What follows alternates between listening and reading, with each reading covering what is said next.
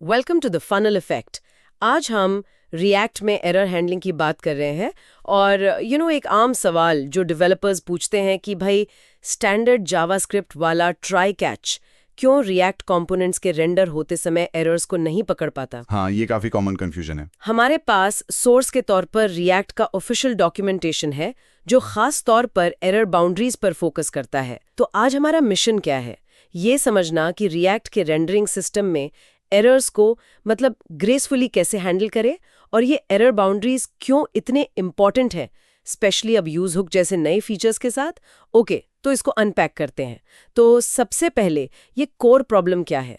हम सोचते हैं कि कंपोनेंट को ट्राई कैच में रैप कर दिया, बस हो गया। हाँ, लगता तो यही है। पर रेंडरिंग के दौरान कंपोनेंट फेल होता है और वो कैच ब्लॉक, वो बस चुपचाप बैठा रहता है, कुछ करता ही नहीं। सोर्स का जो इनवैलिड कोड एग्जाम्पल है वो भी यही दिखाता है। ये काफी फ्रस्ट्रेटिंग हो सकता है। ऐसा होता क्यों है आखिर? हाँ, ये फ्रस्ट्रेटिंग तो है। देखिए, इसकी वजह है रिएक्ट का अपना एक स्पेसिफिक एरर प्रोपगेशन मैकेनिज्म है। रेंडिंग में जब एरर आता है ना, तो वो कंपोनेंट ट्री में ऊपर की तरफ जाता है। अच्छा, मतलब बबल अप होता है। एग्जैक्टली, बबल अप होता है अपने पेरेंट कंपोनेंट्स को सिग्नल करते हुए। और जो स्टैंडर्ड ट्राई कैच है वो इस रिएक्ट स्पेसिफिक बबलिंग प्रोसेस को इंटरसेप्ट करने के लिए डिजाइन नहीं किया गया है। ओके। यहीं पर फिर एरर बाउंड्रीज का रोल आता है। ये बेसिकली खास रिएक्ट कंपोनेंट्स होते हैं। आप इन्हें अपने यूआई के किसी हिस्से के चारों ओर लगा सकते हैं, जैसे एक रैपर की तरह। हाँ, एक तरह का रैपर। तो अगर उस हिस्से के किसी भी चाइल्ड कंपोनेंट में रेंडरिंग के दौरान कोई एरर आता है तो वो एरर बाउंड्री उसे पकड़ लेता है। अच्छा, ताकि पूरी एप्लीकेशन क्रैश ना हो। बिल्कुल, बाकी एप्लीकेशन चलती रहती है। सोर्स का जो वैलिड एग्जाम्पल है वो यही दिखाता है कि कैसे एरर बाउंड्री यूआई को बचाता है। समझ गए। तो रेंडरिंग एरर्स के लिए तो सोल्यूशन हुआ एरर बाउंड्रीज, लेकिन अब रिएक्ट में डेटा फेचिंग के लिए यूज हुक भी आ गया है और यहाँ चीजें थोड़ी और इंटरेस्टिंग हो जाती हैं। हाँ, यूज हुक के साथ मामला थोड़ा अलग है। सोर्स कहता है कि यूज हुक के साथ भी ट्राई कैच काम नहीं करता। ये मुझे थोड़ा अजीब लगा, क्योंकि यूज हुक तो हम अक्सर एसिंक्रोनस ऑपरेशंस जैसे एपीआई कॉल्स के लिए यूज करते हैं और उनमें एरर्स आना तो आम बात है। बिल्कुल। तो यहाँ ट्राई कैच क्यों फेल हो जाता है? व्हाट्स फैसिनेटिंग हियर इज कि यूज हुक का जो फंडामेंटल बिहेवियर है ना, वो अलग है। जब आप यूज को एक प्रॉमिस के साथ इस्तेमाल करते हैं, मान लीजिए एपीआई कॉल, और वो प्रॉमिस अभी पेंडिंग है, तो यूज हुक कोई एरर थ्रो नहीं करता। तो क्या करता है? इंस्टेड वो कंपोनेंट की रेंडरिंग को सस्पेंड कर देता है। वो रिएक्ट को एक सिग्नल देता है कि रुको, डेटा अभी रेडी नहीं है। अच्छा, सस्पेंड। हाँ, और अगर वो प्रॉमिस बाद में रिजेक्ट होता है, एरर आता है, तो वो एरर भी रिएक्ट के रेंडरिंग मैकेनिज्म के थ्रू ही प्रोपगेट होता है। वो स्टैंडर्ड जावास्क्रिप्ट एक्सेप्शन की तरह नहीं फेंका जाता। इसीलिए यूज के आसपास लगाया गया कैच ब्लॉक कभी चलता ही नहीं, क्योंकि एग्जीक्यूशन सस्पेंड हुआ था, थ्रो नहीं हुआ था। तो कंपोनेंट ये नहीं चिल्लाता कि एरर, बल्कि रिएक्ट को बस धीरे से बताता है कि मैं भी रेडी नहीं हूँ या फिर अंदर कुछ गड़बड़ है। एग्जैक्टली, बिल्कुल सही समझा आपने। तो फिर अगर ट्राई कैच नहीं चलेगा तो लोडिंग स्टेट्स और एक्चुअल एरर्स को हैंडल कैसे करें? यहीं पर सस्पेंस और एरर बाउंड्री की जोड़ी काम आती है।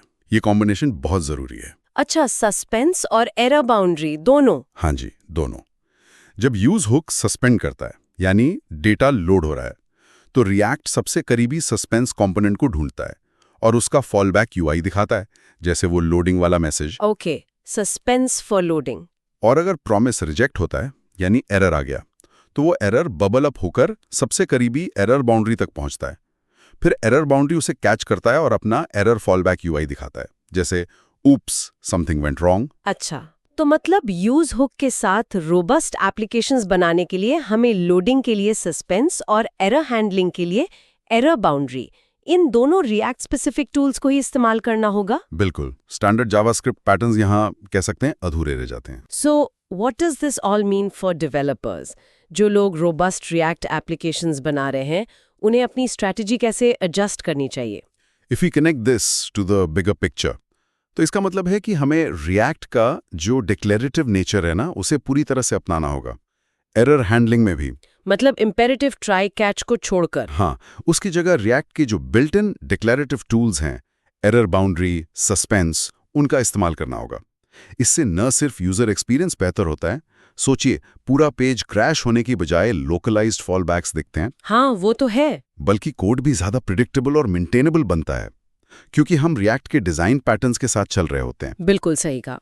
तो एक तरह से निचोड़ ये है, रेंडरिंग एरर्स के लिए एरर बाउंड्रीज यूज करें, ट्राई कैट से यहाँ दोस्ती नहीं निभाने वाली। हाँ, बिल्कुल। और जब यूज हुक के साथ डेटा फेच कर रहे हो तो लोडिंग के लिए सस्पेंस और एरर्स के लिए एरर बाउंड्रीज का कॉम्बिनेशन यूज करें। यही है ना रिएक्ट वे? एकदम सही, ये रिएक्ट वे है। और लिसनर्स के लिए एक सोचने वाली बात छोड़ जाते हैं। हाँ। जब हम यूआई के छोटे छोटे हिस्सों को अपने एरर्स खुद हैंडल करने की क्षमता देते हैं एरर बाउंड्रीज के जरिए, तो ये बड़ी स्केल की रिएक्ट एप्लीकेशंस के आर्किटेक्चर और उनकी ओवरऑल रेजिलियंस को कैसे अफेक्ट कर सकता है। क्या फेलियर्स को इस तरह लोकलाइज करना, मतलब कंपोनेंट लेवल पर संभालना, एप्लीकेशन की स्टेबिलिटी और उसके मेंटेनेंस के बारे में हमारी सोच को फंडामेंटली बदल सकता है? सोचने वाली बात है। बिल्कुल, ये एक दिलचस्प सवाल है सोचने के लिए। Thank you for watching the funnel effect.